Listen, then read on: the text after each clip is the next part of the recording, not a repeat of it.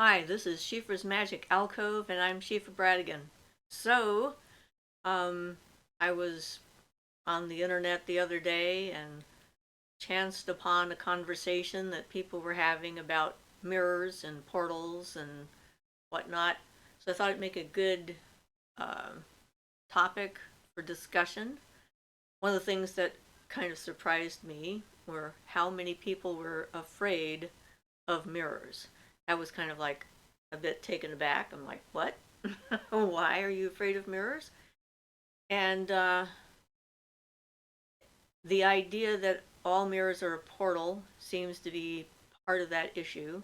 And it's true in the sense that any reflective surface can be used by someone who is in their power and clairvoyant to scry or communicate with spirit beings or the dead or get visions for the future or what have you by using a reflective surface.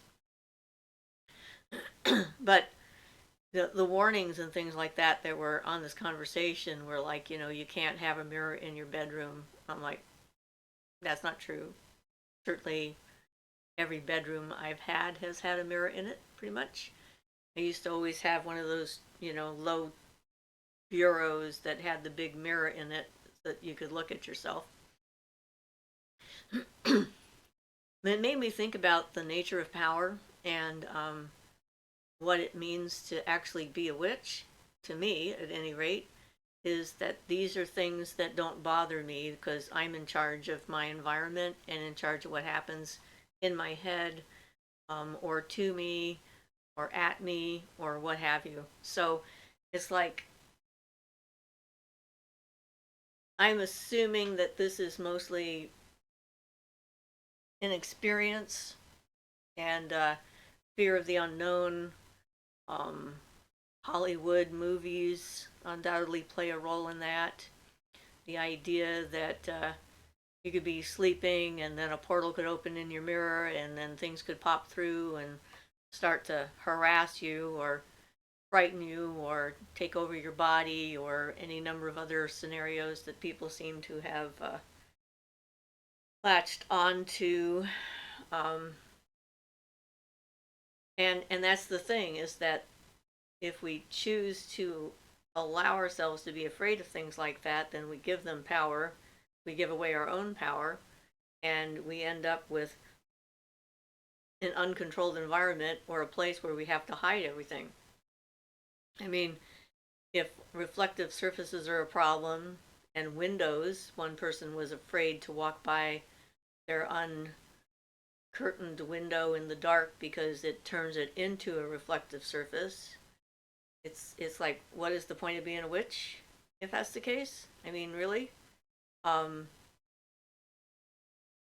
we're supposed to be in charge. Like I said, it's like this is our space. We decide what's in it. This is our brain. We decide how it's going to work. This is our subconscious. We determine how it's going to function and how it's going to affect us. Otherwise, we are not actually witches. We are, I don't know, I don't want to say pretenders, but we're trying something out, maybe, um, to see if it fits.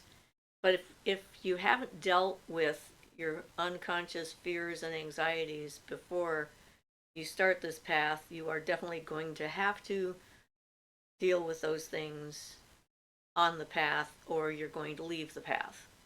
It's pretty much, I think, that straightforward. Um, if you are literally afraid of your own shadow, and that means figuratively as well as literally, then you can't have any authority. You have no control over how spirits see you. I mean, they're gonna take one look at you and go like, "Yeah, right. This is easy." I mean, there's nothing here. So I don't want to dissuade people from examining their fears and anxieties. And certainly, someone who's absolutely terrified of what they might see in a mirror might need some therapy. Um, it means that there's things there that are inside of themselves that on some level they know are there, and they're absolutely terrified that they're going to see something in themselves that they can't accept or aren't ready to accept.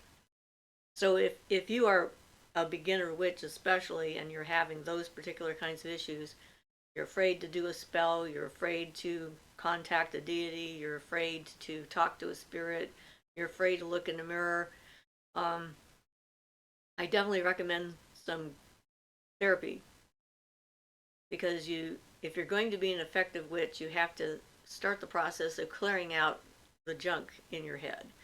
Uh, get those cobwebs out of the brain. And so you don't have something like that hiding in the dark waiting to jump out and give you a fright. Personal authority starts from the idea that you are the authority. What you decide goes. Being a witch comes from the same notion. It's we work with the natural world. We don't necessarily control it, although we might be able to influence it. But we are aware of the rules and how it works and what it's doing and how it affects us. And it helps us to carve a path, to pick a road through the chaos. Because let's face it, life is chaotic. The world is chaotic. Nature is chaotic. There is unexpected things happen all the time. And so if you're going to be able to maneuver yourself through these different pathways, see problems coming before they get to you, get ready for some event that you have no control over so that you are as prepared as possible, and all the things that that entails, then you need to not be afraid of your own face or reflection or shadow. And that's what the shadow work, of course, is to address. The things that are trying to undermine you, undermine your power, undermine your confidence, undermine your abilities. The little voice in your head that says you can't do this, this isn't real, there's no point, things are going to eat me when I'm sleeping. It's like those things are the things that will derail someone who begins on this path, and make them go back to something comfortable or familiar, known, whatever. Because really, becoming a witch is about forging a path for yourself, becoming responsible for your own spiritual and emotional development, and taking ultimate responsibility for your actions, not shying away from mistakes. So the subject of mirrors and reflective surfaces as portals, let's just sort of dive into that so that we know where I'm coming from.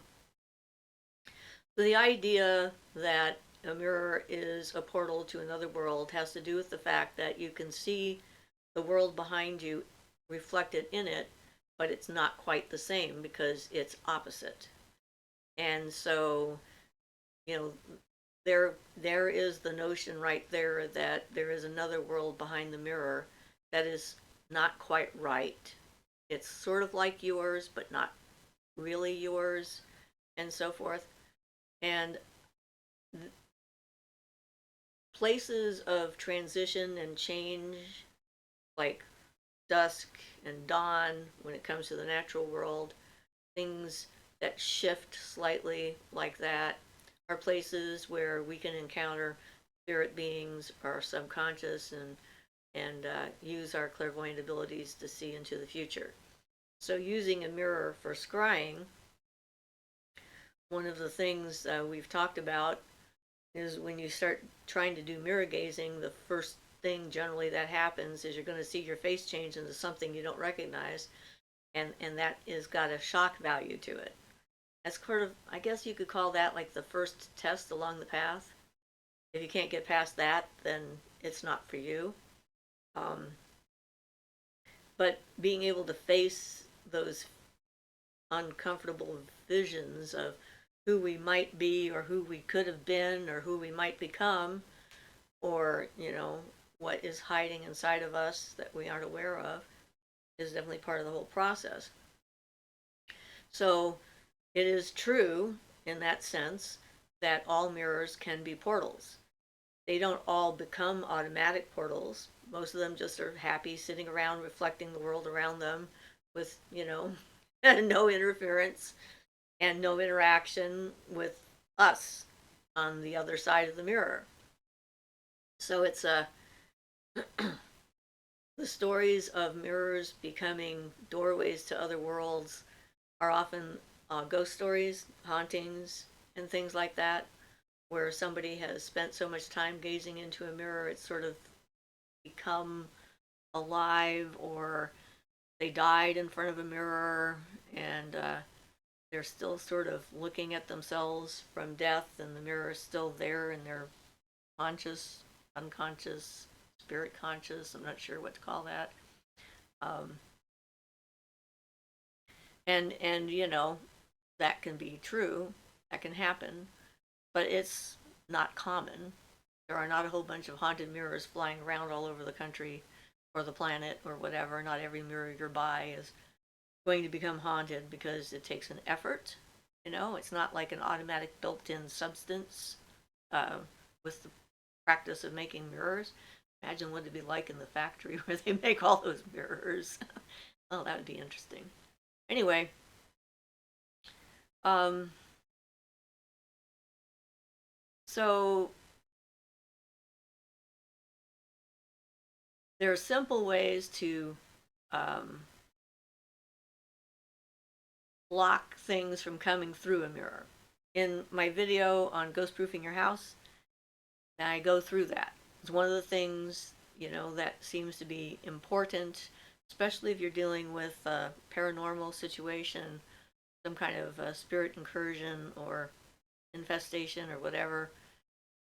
Because if you do have that kind of activity around you, then mirrors will be one of the ways that they can come and go. And the more often they use them, the stronger and easier that pathway becomes. And so the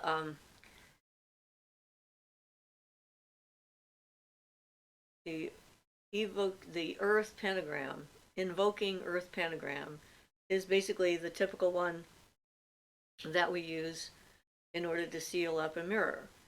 And the way you do that, I'll describe it, because if I do it, it'll look backwards. I know, I'll do it backwards. I'm going to be doing the fire pentagram, but it will look like the earth pentagram for you.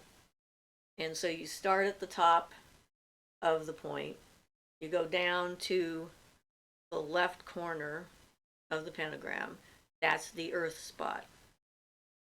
Then you go up to the right middle, over to the left middle, down to the right bottom, back up to the spirit point at top. And that is the invoking earth pentagram. And then you go around clockwise in a circle around it. This is how I do it. Grab a hold of it in your mind, because now you've created it as like a disc that you can hold on to, and then you place it where you want it to be. So no matter what that is, whether it's the window or the mirror or the corner or the doorway or the water inlet and outlet, you just place it there. And while you're drawing it, you imagine a blue fire coming out of your finger, and sort of inscribe it in the air, and think about the fact that that is what you're doing, that you're making this item and you're placing it there as kind of like a door lock. So the door is still there, but the door is locked and nothing can come through unless you allow it. That would be the simplest way to protect yourself if you're worried about your mirrors getting out of hand, or your unconscious getting out of hand, because that is symbolism that speaks directly from the unconscious to the outside world, and then the outside world is now changed by your inner vision, reality, state of mind, or whatever, and then it complies with that because it's all happening in your imagination. and it has an actual effect in that sense. So that's the simplest way to just know that any mirrors you're working with are sealed unless you open them, and you don't have to worry about it. I have used mirrors on occasion for different things.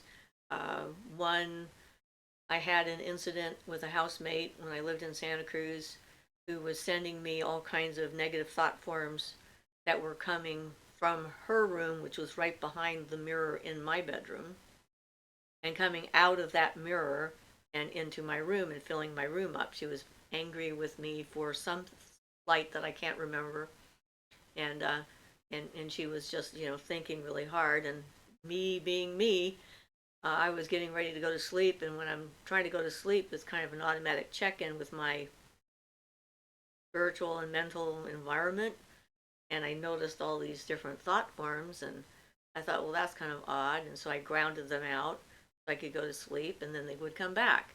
That happened several times, and that's when I started looking at them more directly, the thought forms, and thought, well, wait a minute, that's not one of my thoughts. Because for me, thought forms, not only do they have shape and form and texture and sometimes smell even and color, but they have an energy that identifies who they're coming from. It's like everyone's thoughts has a slightly different vibrational rate that I can often detect, and these were not me.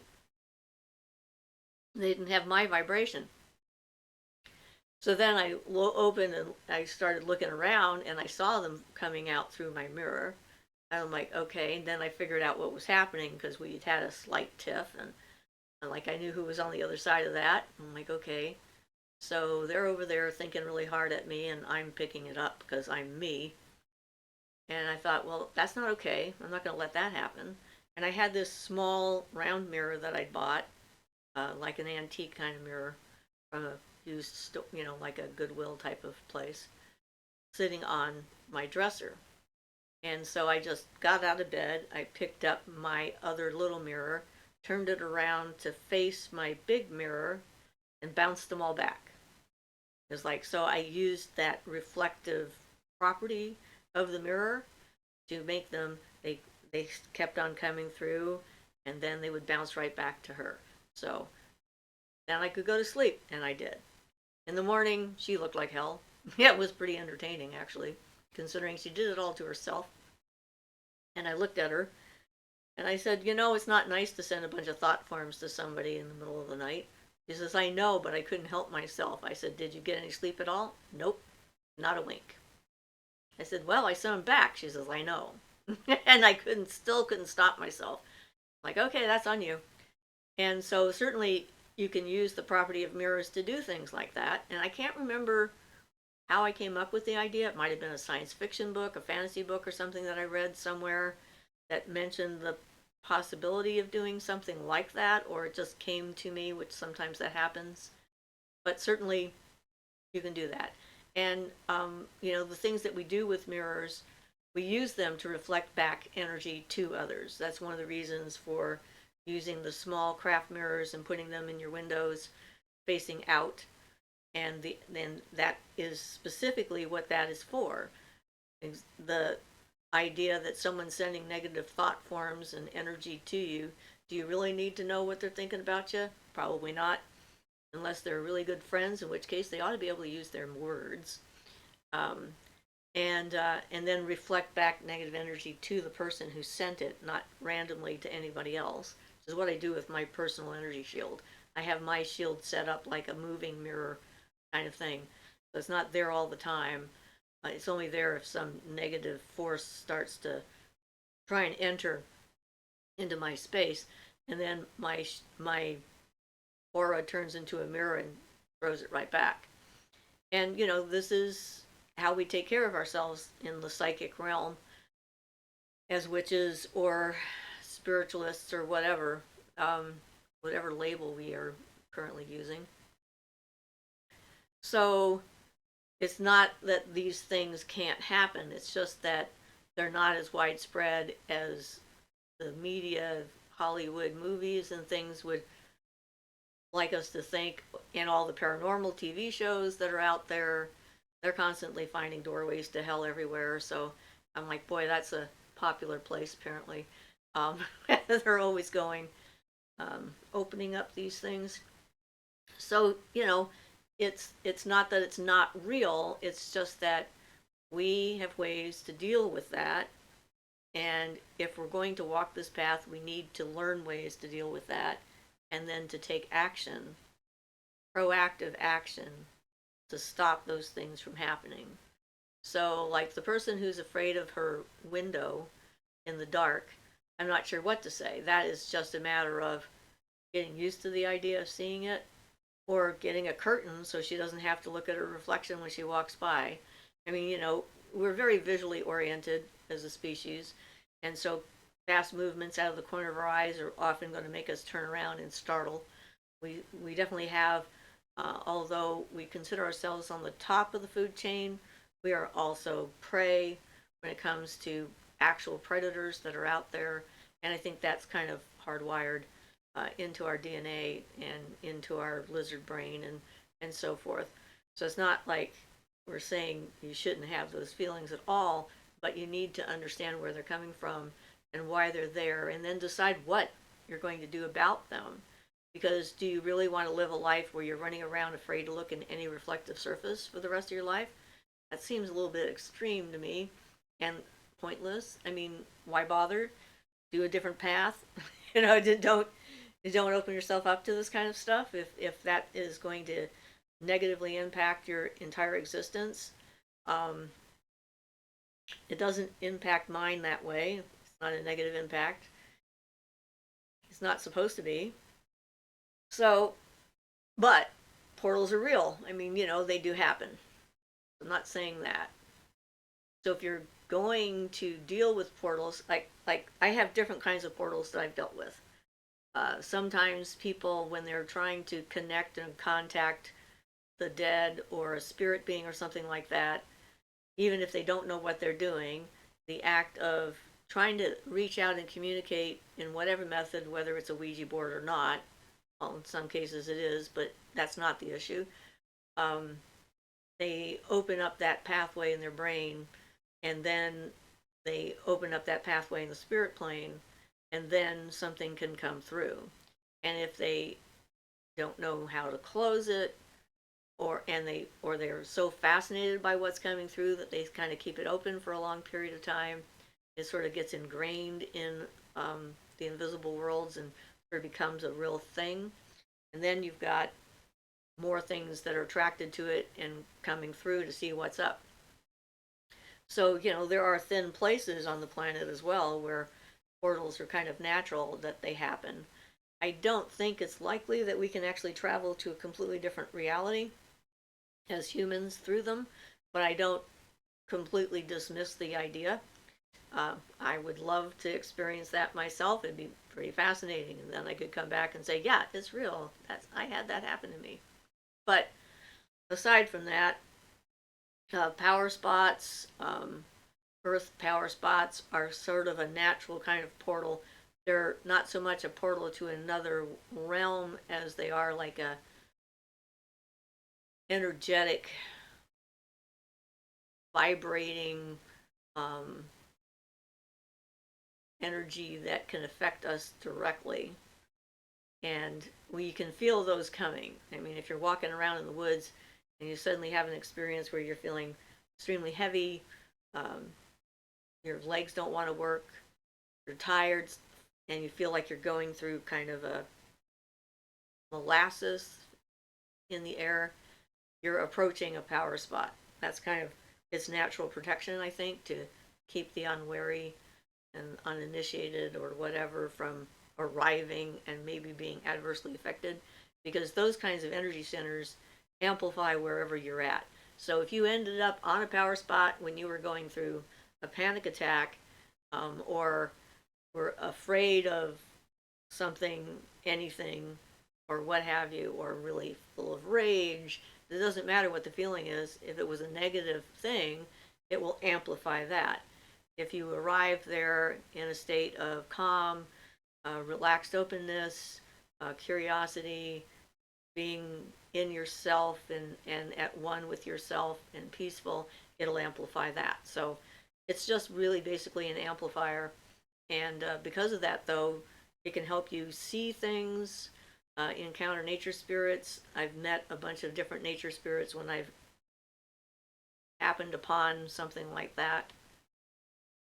And, these kind of energy pathways, they exist. They're sort of part of nature, uh, the invisible part that most people don't encounter, but still part of nature, and so forth.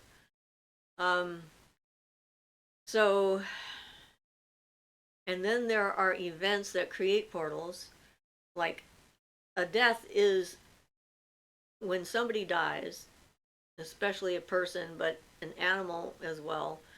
When they pass over, they're opening up a pathway between physical reality and the spirit realm to transfer their energy to the spirit realm. And in doing so, they're opening up, when they open up that pathway, they are creating a portal. Usually they only last for a few seconds during the process of whatever it is that's happening. Otherwise, we'd have portals all over the place because things are constantly dying around us. It's part of life. But occasionally, especially with people, but sometimes with animals, the portal that they open stays open too long for one reason or another. I think it's most likely with humans, with people, because we have some say into whether or not we're going to go through that pathway and go on the other side. And that's what creates earthbound spirits and haunted locations and things like that. It's like some kind of a event, an intense emotional event that happens at the moment of death is most likely to create a portal that's going to stay there unless someone does something to close it. And I certainly have encountered those. The one house I was thinking about where they were trying to use a Ouija board to connect with a spirit had the largest open portal I think I've ever seen in a house. I was in their living room. Their living room was, not small, and the portal was the entire floor of the living room in front of the couches. I was just sitting there on the couch, like trying to keep my feet tucked in because I could see this thing spinning around in front of me. And they had more incursions than I think I've ever seen in one location. They had spirit beings coming in from all over the place and ghosts and stuff like that to check this thing out, being pulled into it and so forth. And so they were in a bit of a bad way because they kept seeing things, and some of them would stay and some of them wouldn't, but they kept coming. So if you encounter a portal like that, the simplest way I have found to close the portal is, one, figure out which direction the portal is moving. Is the energy moving clockwise or counterclockwise? Because they can do it either way. It's not a given it's going to be one way or the other. You figure out which way the energy is moving, and then I go in the opposite direction. So if I imagine that this energy is going around like this in a room and creating this whole thing, I get to the outside edge of it, and then with a tool, sometimes a wand, or just my imagination and my energy, I focus on that specific energy direction, and then I slowly walk around the entire outside of it, and then I get in closer and I go towards the center of the phenomenon in a ever shortening spiral until I'm at the center of it, and then it's closed.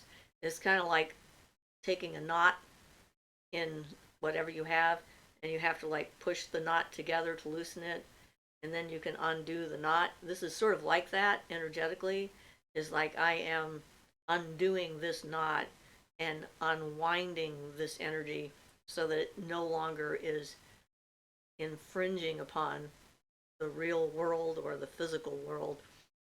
I hate to call it real. It's physical and it's real, but there's other worlds that are just as real but aren't physical. So so that would be how you would close a portal if you found one that was open. And trying to think if there's anything else to say about that.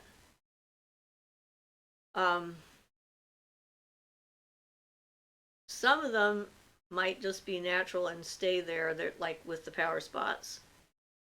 I was in one locally here that I didn't have a chance to investigate to figure out exactly what caused it, and it wasn't a situation where I was allowed to close it because I was with another paranormal team and they were showing their stuff off and having us experience them. And that one was like outside of a house, and that one was like wild. I mean, we're talking spinning around like crazy, and it was very well defined. If you were like on this side of it by 2 inches, you didn't feel a thing. Took a step over into it, you felt like you were falling. It was quite remarkable. So, I don't close every single one I come across. It just depends on the circumstances. But I don't know what caused that one. I don't know anything about the history of the land, the house, uh, or what have you. So, there's a lot of stuff out there as yet. But the main thing is to be aware, and to be aware of the fact that you can choose what to do. In that case, since I wasn't in charge of what was going on, my options were limited. And so I just experienced it and then left because that's what they wanted to do. So, it's but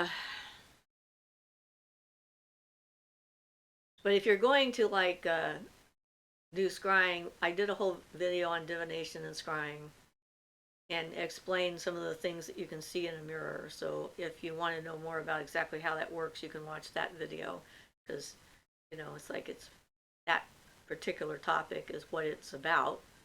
But this is just more general. I'm trying to cover the subject and just talk about the idea of anxiety and fear in this path. It's like um, people do a lot of warnings. I mean, every time somebody posts something on a group, somebody will pop in and say, that's a bad idea, don't do that. And sometimes it might be a bad idea to do for anybody, but generally it speaks more to the person who's worried about that and their fears and anxieties rather than their personal experience in particular. It's more like they have been told that this is a rule, but they may not know why this is a rule, or that this is a rule only for certain circumstances. And I think it can really dissuade people who might actually find this path very rewarding from doing it because of all the fear mongering that goes on in these groups. I mean, don't call a deity until you've done all these different things. Don't cast a spell until you know what you're doing. And while I agree it's a good idea not to do that until you know what you're doing, it's still not necessarily a given that doing it is a bad idea. It just depends on circumstances.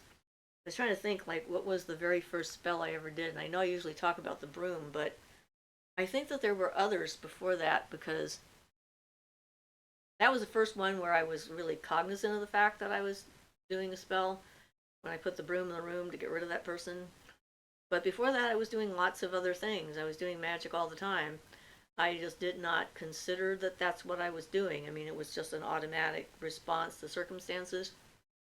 Some of the stuff I've known how to do has been surprising, like figuring out how to make an apartment in a big complex invisible and not noticeable by being invisible because they put up a bunch of astral mirrors and stuff like that to reflect the other apartments so that someone casually looking at the building would not see a giant hole in the middle.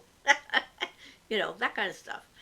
Um, but yeah, I don't know. I'll have to give that some more thought. I know that I've done plenty of things like that over the years.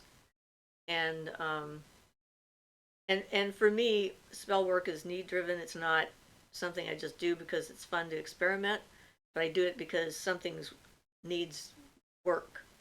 I need to work on something. Like I did a wart spell on my daughter when she was young because she had warts, and I looked up a wart spell and I did what they said and her warts went away. So that was awesome. It's and I think that is probably a better way to learn because if this is a life path, it's about your life. It's about what you do in your life. That's the whole point. So, um, yeah. Is there anything else on this subject that I can think of right now?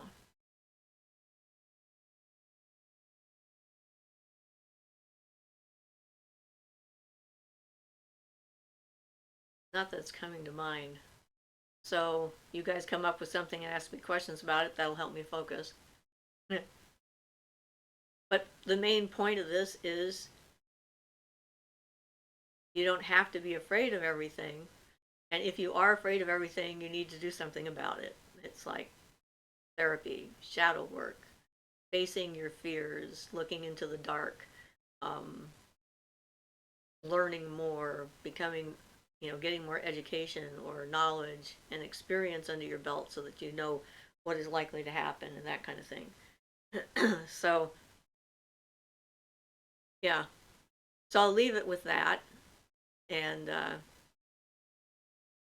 this has been Siofra's Magic Alcove, and I'm Siofra Bradigan. Blessed be.